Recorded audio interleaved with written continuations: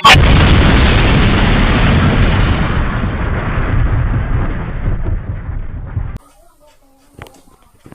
చెప్పాలో అర్థం కావట్లేదు. ఒక్కోసారి కొన్ని విషయాలు చెప్పాలంటే చాలా బాధగా అనిపిస్తుంటది, కానీ చెప్పక తప్పదు. నాకు, గోపి గారికి, ఆశ్లేష గారికి ఈ బంధం ఈ రోజుతో తెగిపోనున్నది. ఇంకా నేను ఇంత బాధపడట్లేదు. నేను ఏదైతే స్టాండ్ తీసుకున్నానో ఆ స్టాండ్ మీద ఖచ్చితంగా నిలబడతాననే ఇప్పటికీ అదే స్టాండ్ లో ఉన్నా. నన్ను ఎవరేమనుకున్నా సరే నేను నమ్మిందే కరెక్ట్. ఇంకా ఎవరైనా చెప్పాలనుకుంటే మీరు చెప్పుకోవచ్చు. నమస్కారం అండి. నేను ఇన్ని సంవత్సరాలు బట్టి ఉన్నాను, కానీ ఇలాంటి సిచ్యువేషన్ వస్తుందని నేను ఎప్పుడు ఎక్స్పెక్ట్ చేయలేదు.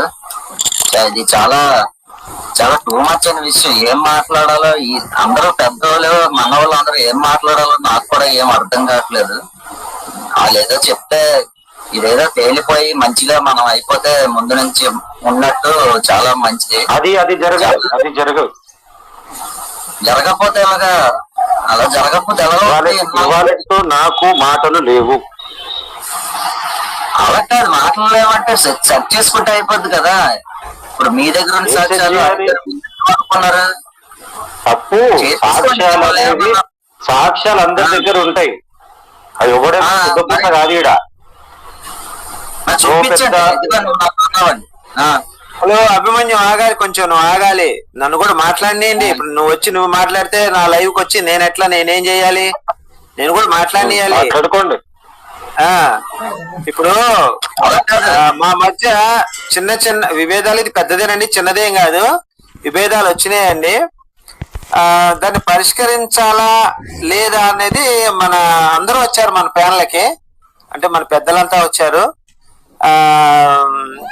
మన కిరణ్ గారు, కాపరి గారు, మన ఇంకా అందరూ వచ్చారు.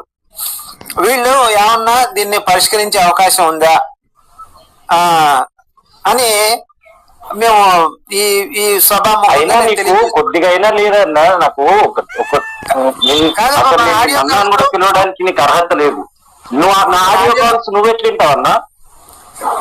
ఇప్పుడు మనం మాట్లాడుకుంది ప్రజలకు కూడా వినిపిద్దాం. ఇప్పుడు నాకు నువ్వు చేసావు, నేను నమ్మిన వ్యక్తి అయినా ఇప్పుడు మీ ఓడి ముఖం ఎప్పుడు నన్ను చూసుకున్నావా?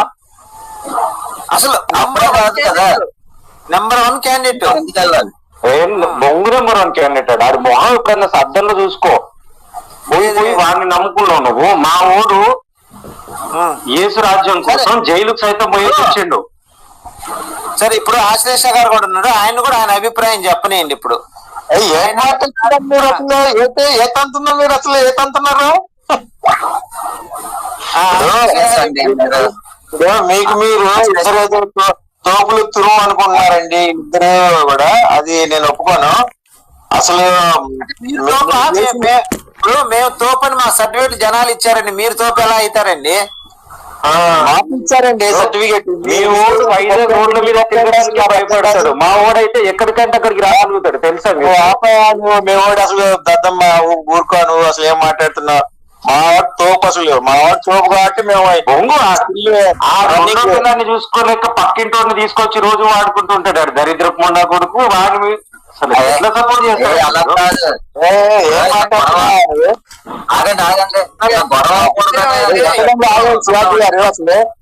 ఏం మాట్లాడుతున్నాడు?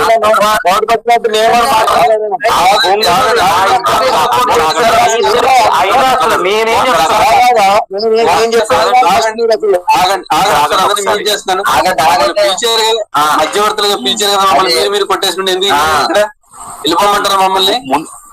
కాదు, ముందు విషయం చెప్పండి, నాకు అర్థం కావట్లా. నేను ఇక్కడికి వచ్చినప్పుడు ఈ స్టేజ్ మీదకి మీరు అందరూ కూడా పాలు తెన్నెల్లా ప్రవహిస్తా ఉండేటోళ్ళు అనమాట కలిసి. ఇప్పుడు ఎందుకు ఇట్లా విడిపోదాం అనుకుంటున్నారు? కాపరి గారు నేను చెప్తాను, ఆగండి. నాకు కూడా అర్థమైంది.